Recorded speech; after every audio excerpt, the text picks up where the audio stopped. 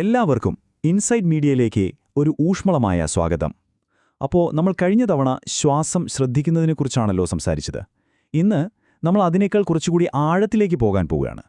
വെറുതെ കാര്യങ്ങൾ നിരീക്ഷിക്കുന്ന ഒരാളായിട്ടല്ല, മറിച്ച് നമ്മുടെ ഉള്ളിലെ ലോകത്തേക്ക് ഇറങ്ങിച്ചെല്ലുന്ന ഒരു ഡിറ്റക്റ്റീവായിട്ടാണ് നമ്മൾ ഇന്ന് പ്രവർത്തിക്കാൻ പോകുന്നത്. എല്ലാവരും റെഡിയല്ലേ?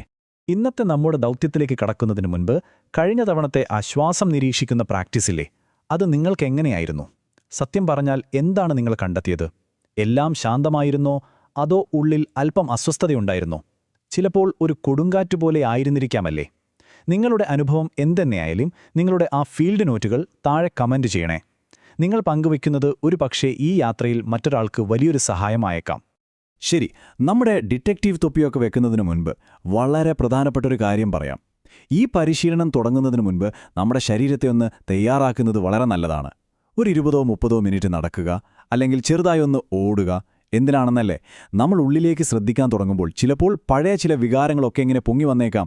ഈ ചെറിയൊരു വ്യായാമം നമ്മുടെ ശരീരത്തിൽ കെട്ടിക്കിടക്കുന്ന അധിക ഊർജം പുറത്തുവിടാനും നമ്മളെ കൂടുതൽ ശാന്തമായിരിക്കാനും സഹായിക്കും. ആ ഒരു ടിപ്പ് മനസ്സിൽ വെച്ചുകൊണ്ട് നമുക്ക് ഇന്നത്തെ പ്രധാന അന്വേഷണത്തിലേക്ക് കടക്കാം. നമ്മുടെ ആ സാങ്കല്പിക ലാബ് കോട്ടൊക്കെ ഇടാനുള്ള സമയമായി. നമ്മളെ യഥാർത്ഥത്തിൽ എന്താണ് പ്രവർത്തിപ്പിക്കുന്നത് എന്ന് നമ്മൾ കണ്ടെത്താൻ പോവുകയാണ്. നമുക്ക് തുടങ്ങാം. ഏതൊരു നല്ല ഡിറ്റക്റ്റീവിനും ഒരു ടൂൾ കിറ്റ് ആവശ്യമാണല്ലോ. തുമ്പുകൾ കണ്ടെത്താനുള്ള ഉപകരണങ്ങൾ. നമ്മുടെ ഈ ആന്തരിക അന്വേഷണത്തിൽ നമുക്ക് ശ്രദ്ധിക്കാൻ 4 പ്രധാനപ്പെട്ട വൈറ്റൽ സൈൻസ് ഉണ്ട്. ഇതാണ് നമ്മുടെ തെളിവുകൾ ശേഖരിക്കാനുള്ള ടൂൾ കിറ്റ്. ഒന്നാമത്തേത് നിങ്ങളുടെ ശ്വാസം. 2 നിങ്ങളുടെ ശരീരത്തിലെ സംവേദനങ്ങൾ. 3 നിങ്ങളുടെ ചിന്തകൾ. പിന്നെ 4ാമത്തേത് നിങ്ങളുടെ മാനസിക പ്രതികരണങ്ങൾ. ഈ 4 ആദ്യത്തെ 2 നിങ്ങൾ പ്രത്യേകം ശ്രദ്ധിക്കണമെന്ന് ഞാൻ പറയും. അതായത് നിങ്ങളുടെ ശ്വാസവും ശരീരത്തിലെ സംവേദനങ്ങളും. എന്തുകൊണ്ടാണെന്നറിയാമോ? കാരണം അവ ശുദ്ധമായ ഫിൽട്ടർ ചെയ്യാത്ത ഡാറ്റയാണ്. അതിൽ അഭിപ്രായങ്ങളോ കഥകളോ ഒന്നും ചേർന്നിട്ടില്ല, തൽക്കാലത്തേക്കെങ്കിലും. നിങ്ങളുടെ ഉള്ളിൽ ആ നിമിഷം എന്താണ് സംഭവിക്കുന്നത് എന്നതിൻ്റെ യഥാർത്ഥ ശാരീരിക സത്യമാണത്. ശരി, നമുക്ക് ആ 2ാമത്തെ വൈറ്റൽ സൈനിലേക്ക് ഒന്ന് സൂം ഇൻ ചെയ്യാം. ശരീരത്തിലെ സംവേദനങ്ങൾ. സുഹൃത്തുക്കളെ, ഇവിടെയാണ് കാര്യങ്ങൾ ശരിക്കും രസകരമാകാൻ പോകുന്നത്. വികാരം എന്ന് നമ്മൾ പറയുന്ന മനസ്സിലൊരു ആശയം മാത്രമായിരുന്ന ഒന്ന് ശരീരത്തിൽ നിങ്ങൾക്ക് നേരിട്ട് അനുഭവിക്കാൻ കഴിയുന്ന ഒരു ഭൗതിക യാഥാർത്ഥ്യമായി മാറുന്ന പോയിന്റാണിത്. എന്താണ് ഈ ശരീരത്തിലെ സംവേദനങ്ങൾ എന്ന് പറയുന്നത്? വളരെ ലളിതമായി പറഞ്ഞാൽ അത് നിങ്ങളുടെ ശരീരം നിങ്ങളോട് സംസാരിക്കാൻ ഉപയോഗിക്കുന്ന യഥാർത്ഥ ഭാഷയാണ്. ഒന്നാലോചിച്ചു നോക്കൂ. നിങ്ങളുടെ ശരീരം എപ്പോഴും നിങ്ങളുമായി ആശയവിനിമയം നടത്തുന്നുണ്ട്. ഈ അനുഭവങ്ങൾ, അതൊക്കെയാണ് ആ സംഭാഷണത്തിലെ വാക്കുകൾ. ഈ ഭാഷ പഠിക്കുന്നത് നിങ്ങളെക്കുറിച്ച് തന്നെയുള്ളൊരു പുതിയ ലോകം നിങ്ങൾക്ക് മുന്നിൽ തുറന്നുതരും. ഈ ഡേറ്റ യഥാർത്ഥത്തിൽ നമുക്കെങ്ങനെയാണ് അനുഭവപ്പെടുന്നത്? അത് പലതരത്തിലാവാം. ഒരുപക്ഷേ നിങ്ങളുടെ നെഞ്ചിലൂടെ പോകുന്ന നേരിയൊരു പ്രകമ്പനമായിരിക്കാം, അല്ലെങ്കിൽ ഒരു പിടച്ചിൽ, ഒരു നെഞ്ചിടിപ്പ്. ചിലപ്പോൾ നിങ്ങളുടെ വയറ്റിൽ പെട്ടെന്നൊരു ഭാരമൊന്ന് നിറയുന്നതുപോലെ തോന്നും, അല്ലെങ്കിൽ ശരീരത്തിലൂടെ പെട്ടെന്ന് ചൂടോ തണുപ്പോ മിന്നി നിറയുന്നതുപോലെ. ഇതൊന്നും വെറും തോന്നലുകളല്ല, ഇവയെല്ലാം നിർണായകമായ തെളിവുകളാണ്. നമുക്കിതിലൊന്ന് സൂക്ഷ്മമായി പരിശോധിക്കാം. ആ പ്രകമ്പനം എന്ന തോന്നലെടുക്കാം. അത് വെറുമൊരു ഭാവനയല്ല കേട്ടോ. അത് നിങ്ങളുടെ ശരീരത്തിൽ സംഭവിക്കുന്ന, അളക്കാൻ കഴിയുന്ന ഒരു ശാരീരിക ചലനമാണ്. അഡ്രിനാലിൻ പോലെയുള്ള ഹോർമോണുകൾ ശരീരത്തിൽ പ്രവർത്തിക്കുന്നതിൻ്റെ ഫലമാണത്. നിങ്ങളുടെ ശരീരത്തിലെ രസതന്ത്രം പ്രവർത്തിക്കുന്നതാണ്. നിങ്ങൾക്ക് ആ പ്രകമ്പനം തോന്നുമ്പോൾ നിങ്ങൾ വെറുതെ ടെൻഷൻ അടിക്കുകയല്ല, മറിച്ച് ശുദ്ധമായ, വസ്തുനിഷ്ഠമായ ഒരു ഡാറ്റ നിരീക്ഷിക്കുകയാണ്. ശരി, നമ്മുടെ കയ്യിലിപ്പോൾ കുറച്ച് തുമ്പുകളുണ്ട്. ഇനി നമുക്ക് ഇവയെ തമ്മിൽ ബന്ധിപ്പിക്കാം. ഈ 4 വൈറ്റൽ സൈൻസും വെറുതെ യാദൃശികമായി സംഭവിക്കുന്നവയല്ല. അവയെല്ലാം പരസ്പരം ബന്ധപ്പെട്ടിരിക്കുന്നു. പ്രവചിക്കാൻ കഴിയുന്ന ഒരുതരം യാന്ത്രികമായ ഒരു ശൃംഖല പോലെ. നിങ്ങളുടെ ഉള്ളിലെ വൈകാരിക പ്രോഗ്രാമിൻ്റെ സോഴ്സ് കോഡ് പോലെയാണിത്. ഒരിക്കൽ നിങ്ങളത് കണ്ടുപിടിച്ചാൽ പിന്നെ നിങ്ങൾക്കത് എല്ലായിടത്തും കാണാൻ കഴിയും. ഒരു അനുഭവത്തിൻ്റെ ഘടന ഇങ്ങനെയാണ്. സ്റ്റെപ്പ് 1, ഒരു ഇൻപുട്ട് വരുന്നു. നിങ്ങൾ കാണുന്നതോ കേൾക്കുന്നതോ ആയ എന്തെങ്കിലും, അല്ലെങ്കിൽ മനസ്സിൽ വരുന്നൊരു ചിന്ത. സ്റ്റെപ്പ് 2, വിലയിരുത്തൽ. നിങ്ങളറിയാതെ തന്നെ നിങ്ങളുടെ മനസ്സ് അതിനൊരു ലേബൽ കൊടുക്കും. നല്ലത്, ചീത്ത, എനിക്കിതിഷ്ടപ്പെട്ടു, എനിക്കിത് വെറുപ്പാണ് എന്നൊക്കെ. സ്റ്റെപ്പ് 3, സംവേദനം. ആ വിലയിരുത്തൽ ഉടൻ തന്നെ നിങ്ങളുടെ ശരീരത്തിൽ എവിടെയെങ്കിലും ഒരു ശാരീരികമായ അനുഭവമുണ്ടാക്കുന്നു. ഇനി ഈ അന്വേഷണത്തിലെ ഏറ്റവും വലിയ ട്വിസ്റ്റ്. സ്റ്റെപ്പ് 4, പ്രതികരണം. നിങ്ങൾ പ്രതികരിക്കുന്നു. പക്ഷേ ഏറ്റവും പ്രധാനപ്പെട്ട ചോദ്യം ഇതാണ്: നിങ്ങൾ യഥാർത്ഥത്തിൽ എന്തിനോടാണ് പ്രതികരിക്കുന്നത്? ആ ചോദ്യത്തിന്റെ ഉത്തരം നമ്മളെ ഈ അന്വേഷണത്തിലെ ഏറ്റവും വലിയ വെളിപ്പെടുത്തലിലേക്ക് എത്തിക്കുന്നു. ഇതാണ് ആ നിമിഷം, എല്ലാം മാറ്റിമറിക്കാൻ പോകുന്ന ആ നിർണായകമായ തെളിവ്. ഈ ഒരൊറ്റ കാര്യം മനസ്സിലാക്കുന്നത് നിങ്ങളുടെ ഓരോ അനുഭവങ്ങളെയും നിങ്ങൾ കാണുന്ന രീതിയെ തന്നെ മാറ്റിയേക്കാം. ഇതാണ് ആ വെളിപ്പെടുത്തൽ. നമ്മൾ ഒരിക്കലും നമുക്ക് ചുറ്റുമുള്ള ലോകത്തോടല്ല യഥാർത്ഥത്തിൽ പ്രതികരിക്കുന്നത്. അതൊന്ന് മനസ്സിലിട്ട് ആലോചിച്ച് നോക്കൂ.